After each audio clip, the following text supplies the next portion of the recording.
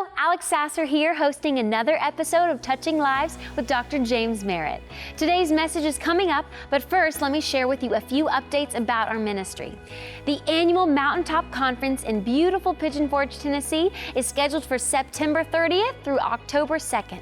Go to mountaintopconference.com for more information and to book your tickets.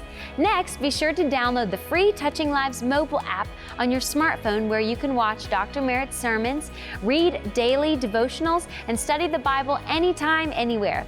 Simply search for Touching Lives in the App Store to find the app. And finally, if you ever have any prayer needs, be sure to call our help center at 800-413-1131 or go to our prayer wall on our website at touchinglives.org to leave your request there. Thank you for joining us today. And now here's today's sermon from Dr. James Merritt. Have you ever been in a situation where you just couldn't decide between murder and patience? I have. I've got 3 boys. I've been where you are. And so I want to give you kind of a transparency moment here. Patience is not my greatest virtue. I've been married 43 years to my beautiful wife, Teresa. And if you were to say to her, what is James's biggest fault? She'd say he just doesn't have a lot of patience. Matter of fact, there are 2 words in the English language that I guess I hate for someone to say to me more than anything else at all. And here are those 2 words: be patient. I hate it when people say that, be patient. Because there have been times in my life when I've said, God, I not only want patience, I want it right now. And maybe you've been that way. Maybe you say, man, I can relate to that. I read the other day a true story about a father who sat down with his young daughter. And she was old enough, he thought, to understand the value of saving money. And so he was talking about her about money and what money can do, what money can't do, and the value of money. And so he started to try to talk to her about the concept of earning interest. So he said, now, honey, now when your piggy bank is full, it's going to be full pretty soon. He said, we're going to go down to the bank and we're going to give it to them to hold for you. And then they will give you even more money. And that money is called interest.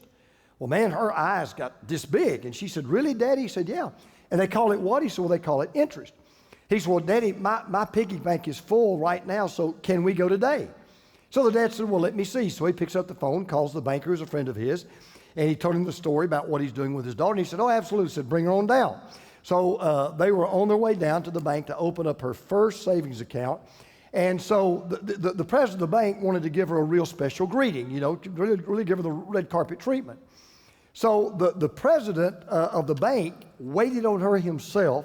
And I mean, he treated that little small, piggy bank full of coins, a very small deposit, like it was $1 million. And then he put her money into the vault, took her back to his desk, gave her a receipt, reached out his hand, shook it, and said, honey, I want to thank you for your business. Well, he stood up for her to leave, but she just kept sitting in the chair. And he looked at the banker looked at the dad with a quizzical expression, like, what's going on? So he turned to the little daughter and he said, honey, is there anything else I can help you with? And she held out both hands. She said, yeah, I want my interest. Now, that's the way we are, right? We want our interest and we want it right now. Well, we are in a series that we've been calling Tasty. And we've been talking about fruit, and more specifically, what the Word of God calls the fruit of the Spirit. Now, the fruit of the Spirit are character qualities that God wants to bear through us. You need to understand, you don't produce fruit, you don't manufacture fruit. God bears this fruit through you. And they're found in Galatians chapter 5, verses 22 through 23. Here they are.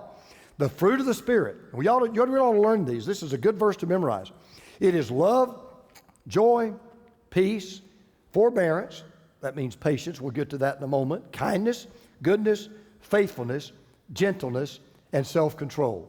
Now, let me tell you why I love that list. And by the way, every day in my quiet time with the Lord, I literally go through that list and I say, Lord, today, bear through me the fruit of love, joy, peace, patience, kindness, goodness, faithfulness, gentleness, and self-control. Now, let me tell you why this is such a great verse. Can you imagine what your marriage would be or what your marriage could be if you and your spouse displayed all of those qualities on a constant basis? Let's make this bigger. What would our world look like? What would our world be like if everyone you met, everyone you lived next to, everyone you work with would bear the fruit on the tree that we call the fruit of the Spirit. Now, what we've been saying is that fruit has two qualities that make it special, okay?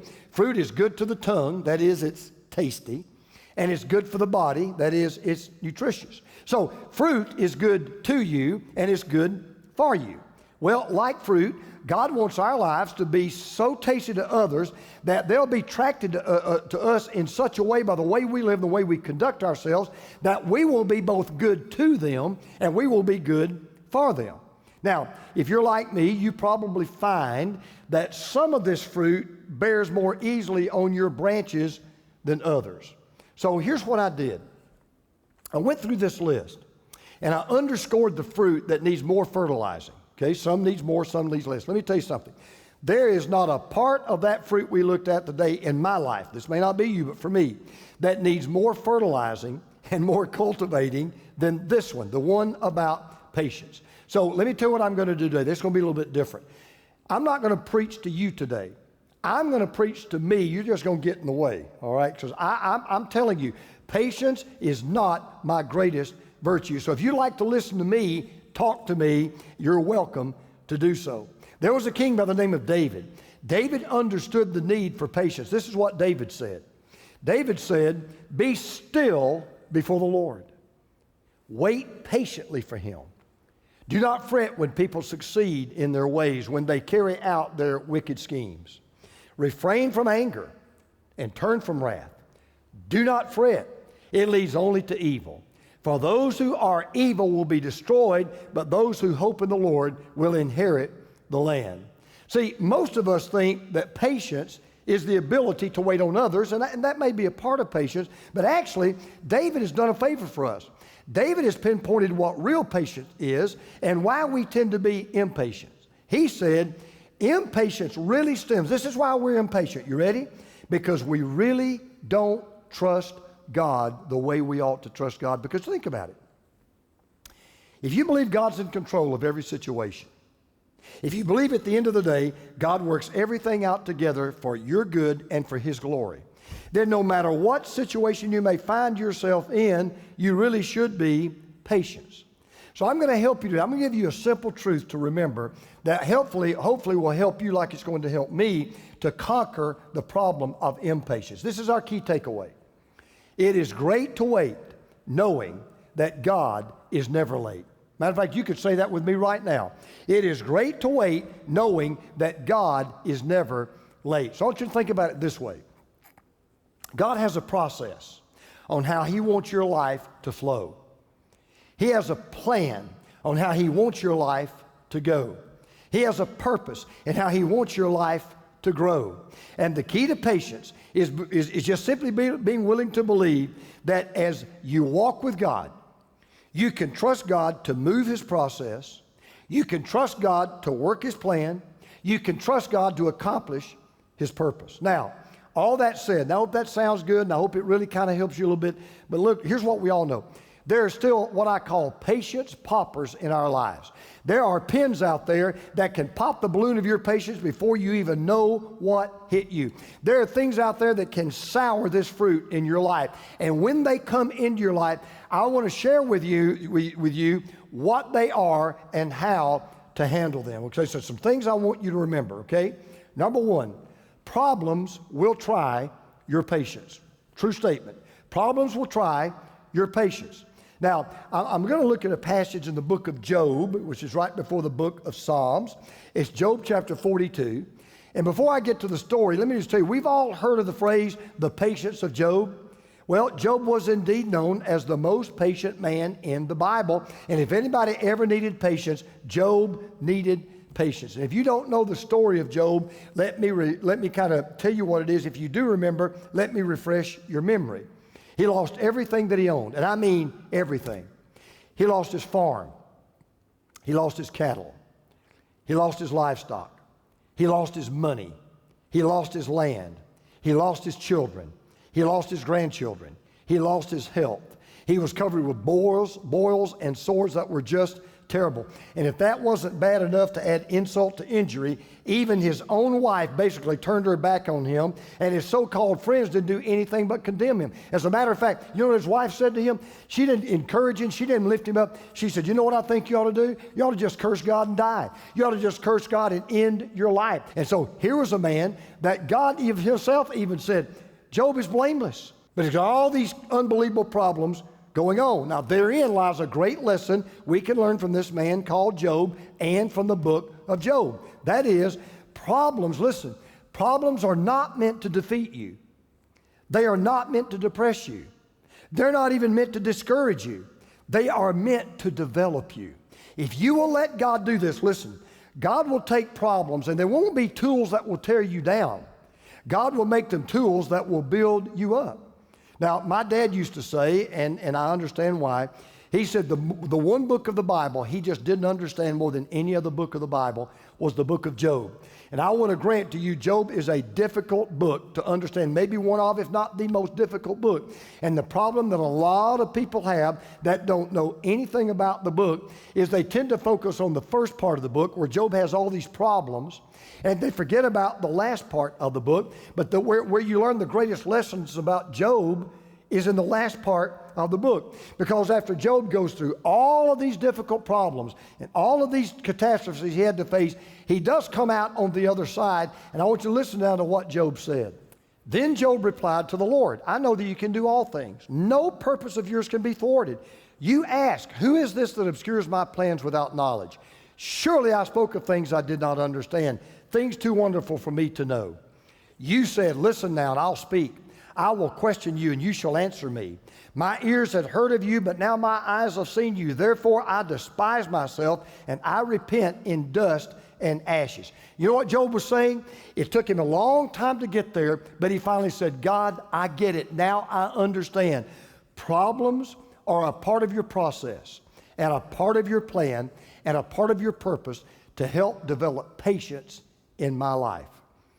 I visited with a man in his home several years ago.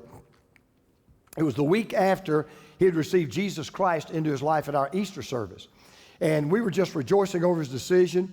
And then all of a sudden he got a big kind of a concerned look on his face. And he said, Pastor, I've got just one big question. And it really wasn't as much of a question as it was a frustration. He said, I've asked God to give me patience. And then it's almost as if God just beats me down as hard as he can because all kind of problems are coming into my life. And I don't understand it. And then he said, why is it when I ask God for patience, he sends me problems? Well, frankly, I just laughed. I couldn't help but laugh. And here's what I said to this man. I said, has it ever occurred to you that the only time you need to be patient is when you've got something to be patient about? So when you ask God to teach you patience, he said, absolutely. Here's a problem you need patience over. So all God's doing is just answering your prayer. I've said many, many times, every problem is a test. Every difficulty is an opportunity. It's an opportunity for you to trust God. It's an opportunity for you to listen and hear from God. It's an opportunity for you to believe God. It's an opportunity for you to learn to exercise patience, believing, I can wait. I'm going to be patient. I'm not going to get frustrated because at the end of the day, God, you will handle this problem. That's step one. Here's step two. People will test your patience. People will test your patience. Now I'm going to leave Job, and I want to go to a book called James, the 5th chapter. James, if you don't know who he was the brother of Jesus. And James wrote perhaps the most practical book on life from a Christian perspective in the New Testament. It's one of my favorite books. It may be one of my 2 or 3 favorite books because what James does from beginning to end, he says, okay, we're not going to talk theory. We're not going to talk hypothesis. We're not going to talk very much theology. Let me tell you what the Christian life looks like. So he's talking about patience, and one of his last lessons he teaches is on how to be patient. Here's what he says. Be patient then, brothers and sisters, until the Lord's coming. See how the farmer waits for the land to yield its valuable crop, patiently waiting for the autumn and spring rains? You too be patient and stand firm because the Lord's coming is near.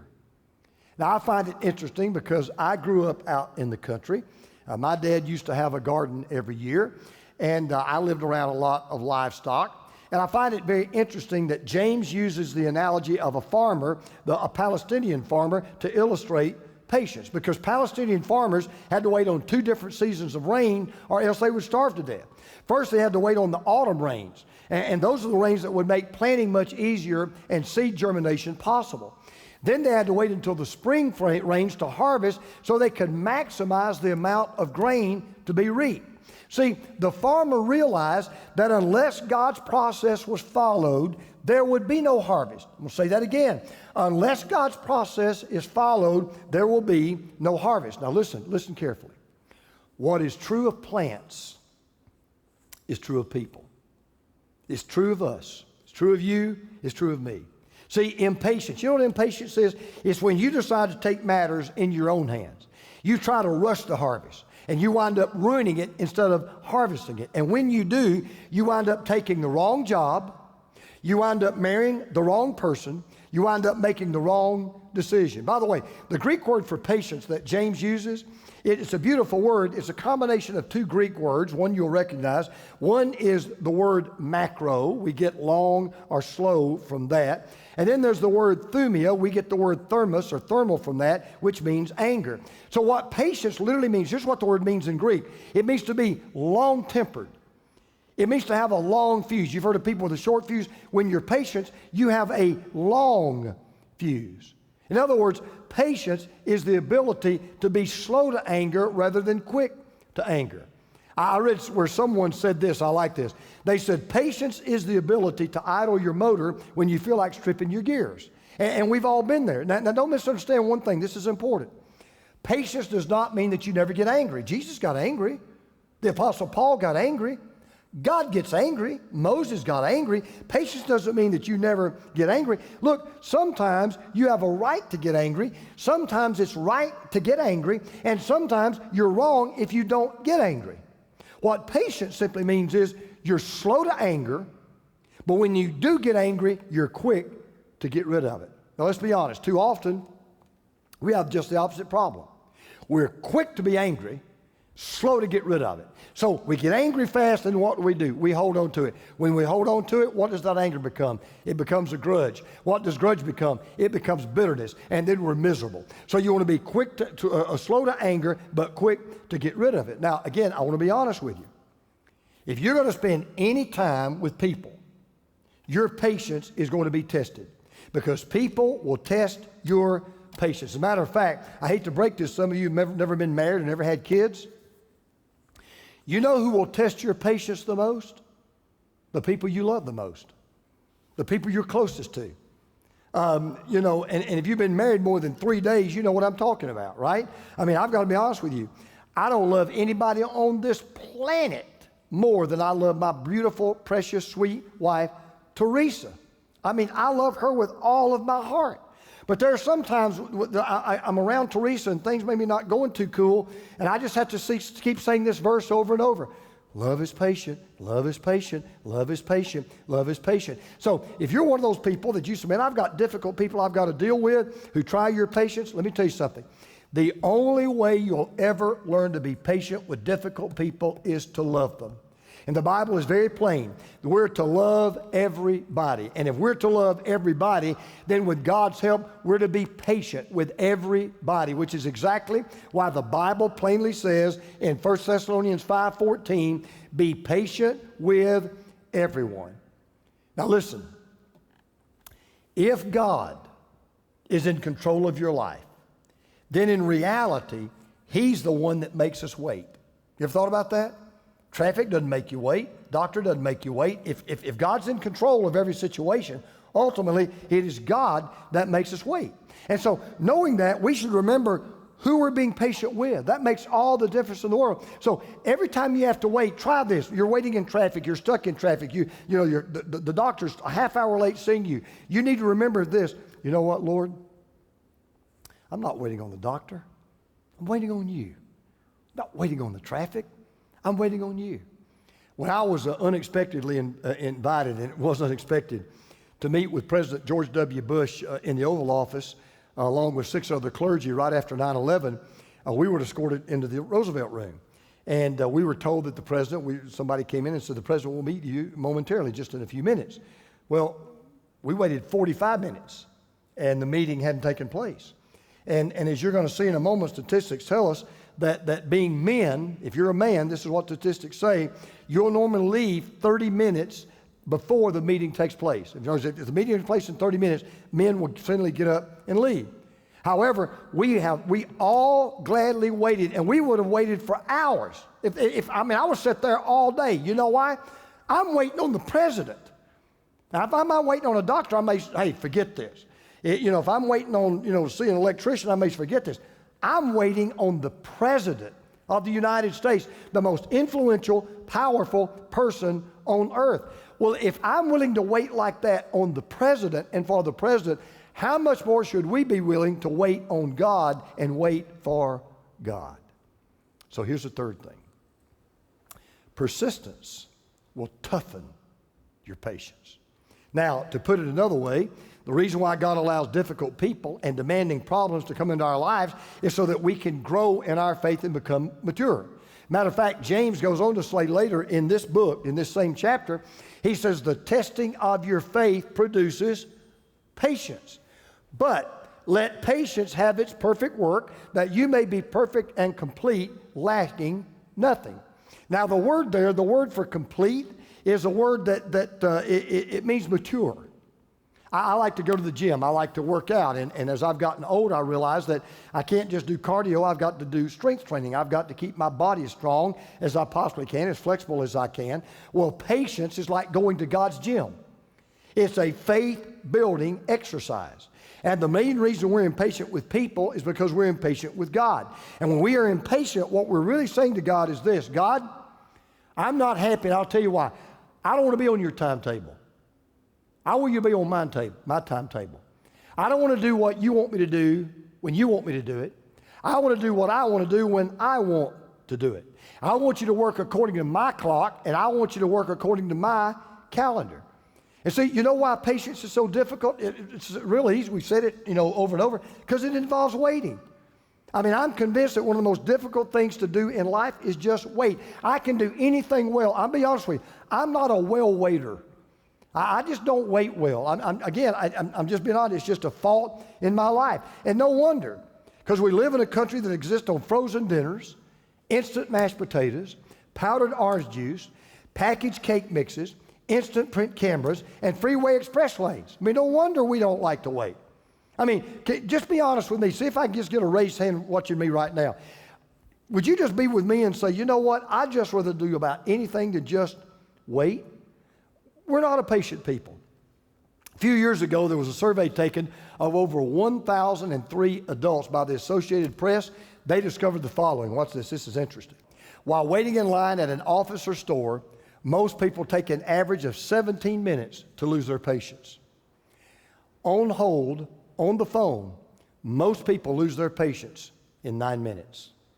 Women lost their patience in line after waiting for about 18 minutes.